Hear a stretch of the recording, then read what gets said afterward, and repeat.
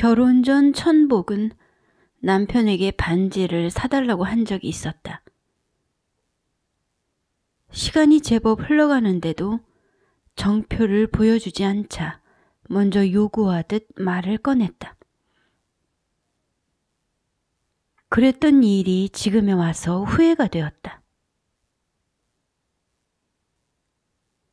남에게 무엇인가를 바라며 요구한다는 것은 어이없는 일이었다. 그것은 자존심 따위와는 성질이 좀 다른 문제였다. 각자가 원하는 바를 하도록 내버려 두었어야 했다는 후회였다. 이제 천복은 폐물들을 말도 없이 팔아서 써버린 남편에게 시원함을 느꼈다. 폐물들 속에는 요구하다시피 하여 받아냈던 그때의 반지가 끼어 있었다.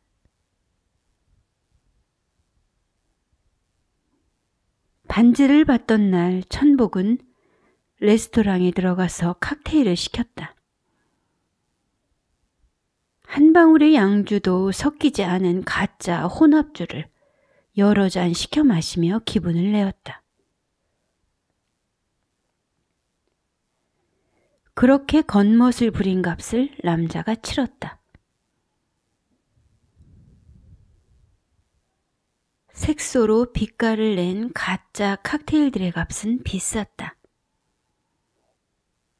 레스토랑의 여주인은 카운터에 서서 천복이 누린 칵테일의 값을 거하게 받았다.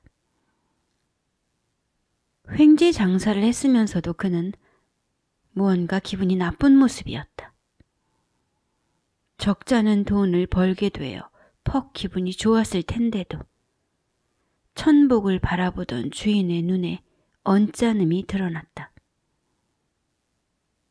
돈을 쉬이 벌게 되었는데도 불만스러운 시선을 던지는 것이 이상스러웠다.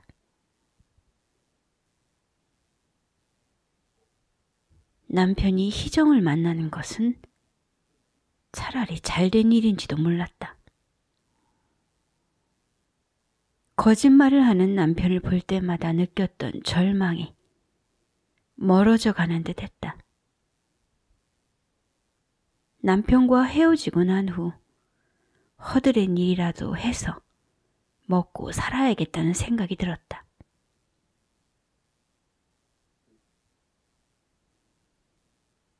천복은 홀로 걸어갈 수 있을 것이었다. 누구나 혼자라는 사실이 현실감 있게 다가왔다.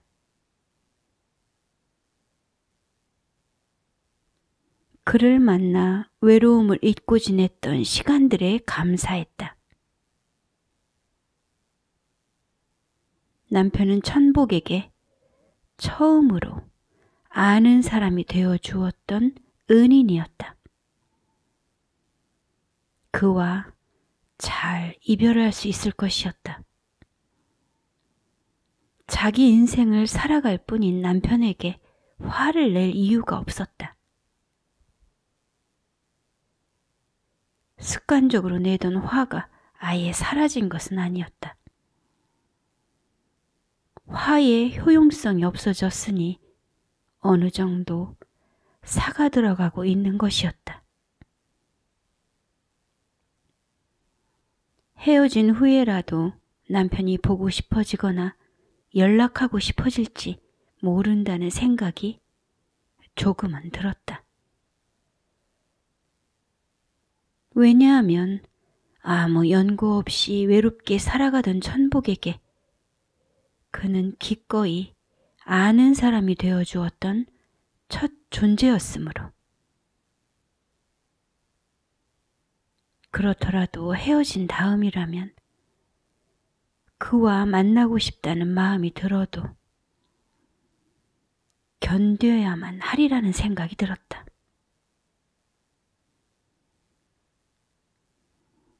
몇 개의 성찰들이 천복 앞에 와 있었다. 천복은 상대방이 말을 하는 중에도 자기 변명이 급급하여 끼어들기를 잘했었다. 이제 변명하지 않고 상대방의 말을 들어줄 수 있었다. 상대방을 이해시키기 위해 지나친 노력을 하지 않겠다는 마음도 들었다. 상대가 칭찬을 하든지 비난을 하든지 매달릴 것 없었다.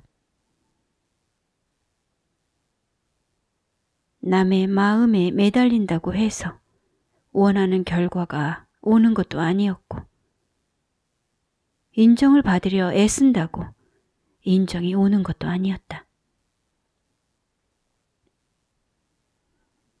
남에게서 자신을 분리시키지 않으면 지속적으로 영향을 받으며 살아갈 수밖에 없었다.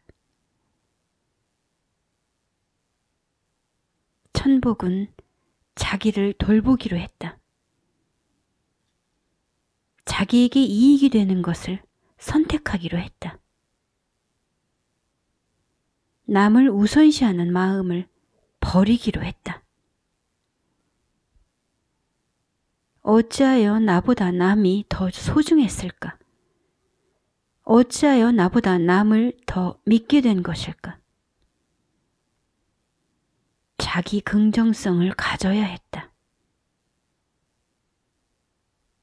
사람들은 진작부터 자신을 사랑하고 있었다.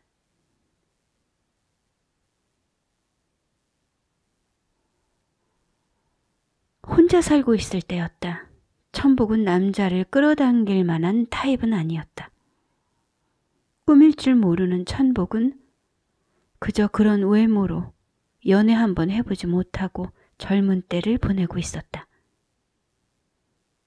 점점 혼몸의 삶이 두려워지기만 했다.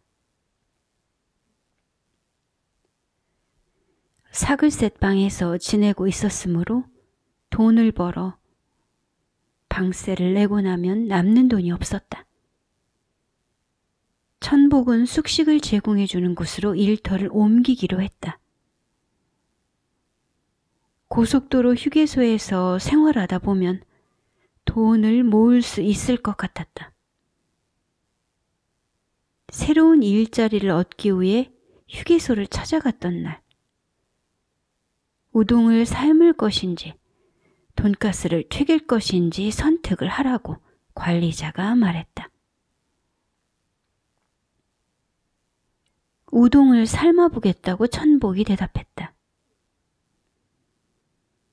면 코너로 천복을 데려가던 관리자가 혼잣말을 짓거렸다. 학교만 중퇴가 아니었다면 카운터나 사무실로 보내도 될 것을. 학교를 다니다 말았어도 검정시험을 통과한 상태였다. 문제는 학교 중퇴가 아니라 검정시험을 낮춰보는 시선인 듯 했다. 어쨌거나 천복은 우동을 삶게 되었다.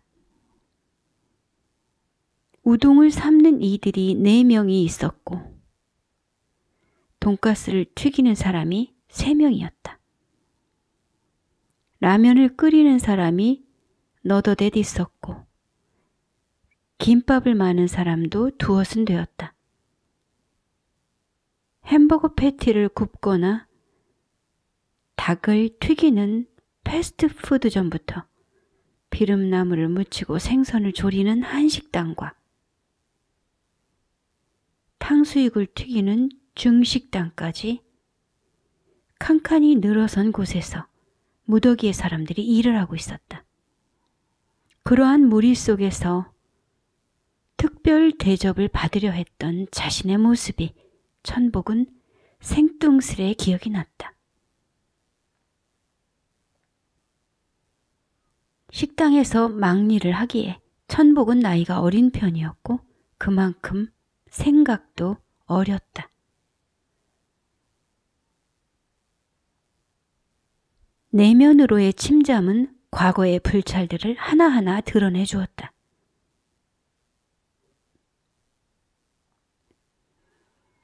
휴게소 내 음식점들이 민영화되면서 개인 사장들이 장사를 하고 있었다.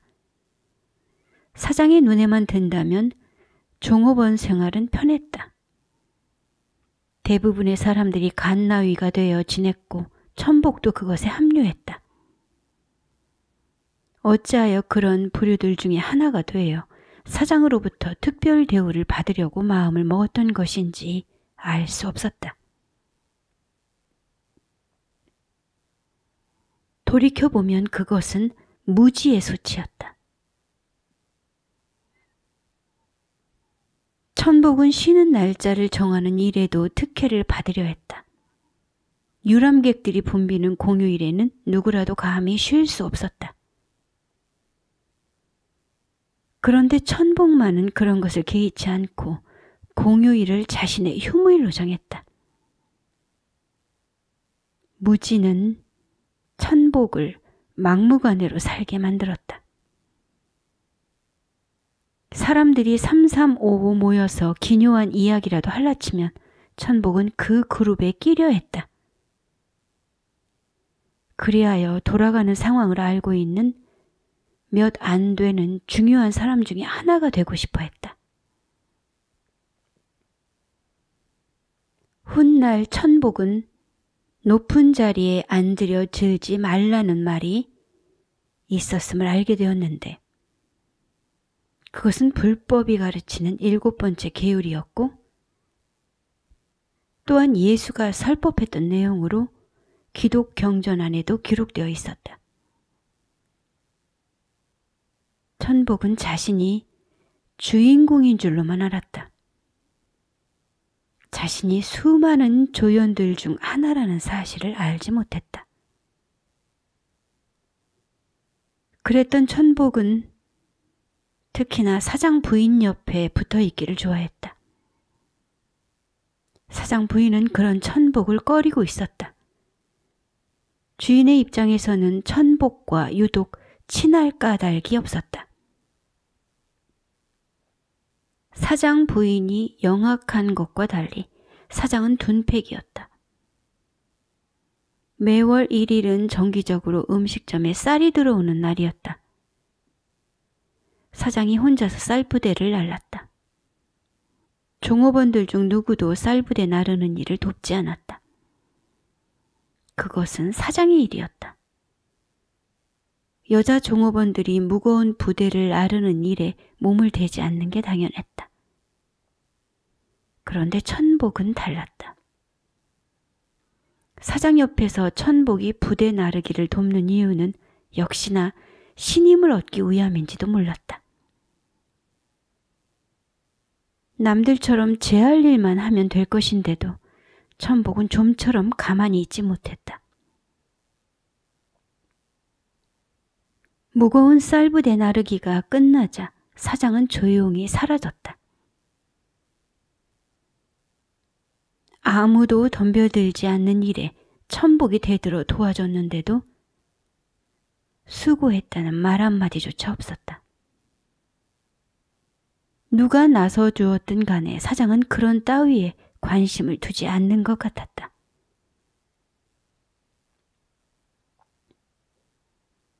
면코노로 간 천복은 우동을 삶기에 앞서 주문표 받는 일을 배웠다.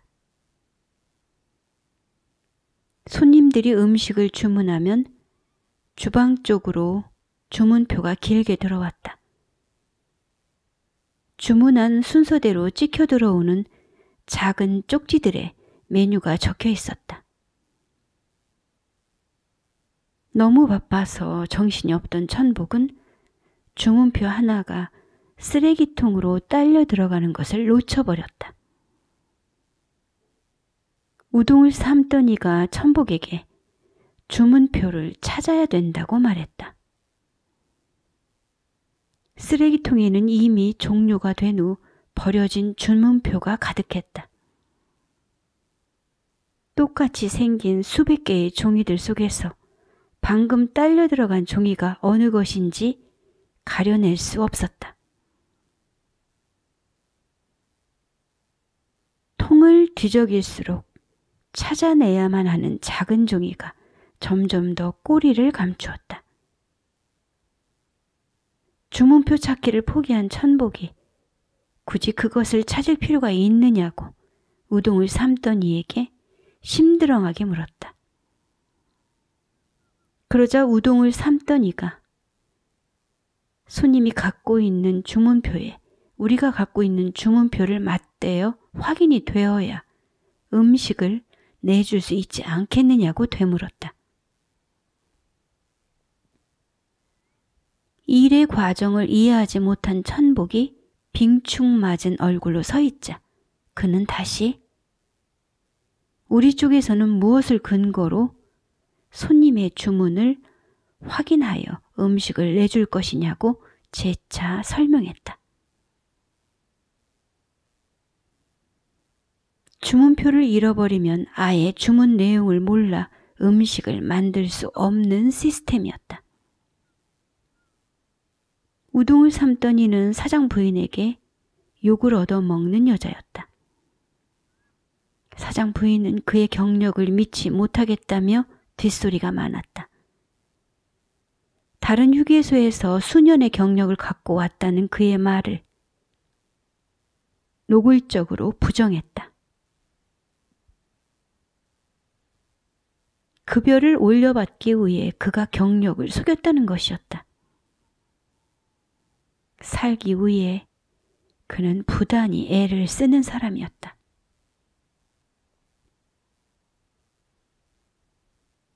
연휴가 지나가고 한가해진 휴게소에 초로의 남자가 놀러왔다. 남자는 돈가스 칸에 서 있던 여자를 향해 손을 흔들었다. 돈가스 소스를 들고 있던 여자가 남자를 크게 반겼다. 주변에 서 있던 종업원들이 부러운 듯 돈가스 칸의 여자를 바라보았다. 여자의 얼굴에 의기양양함이 돋아났다. 돈가스 칸에서 일하던 여자는 새 차를 뽑아 식당으로 출근하는 모양이었다. 그는 돈이 필요해서 식당 일을 다니는 게 아님을 주변 사람에게 말하던 여자였다. 퍽 잘난 여자였다. 휴게소에서 일하는 사람들은 대개 그렇게 살고 있었다. 그들은 하늘 아래 그저 그렇고 그런 존재들이었지만 자신이 뭐라도 되는 양 득이 만만한 태도로 살고 있었다.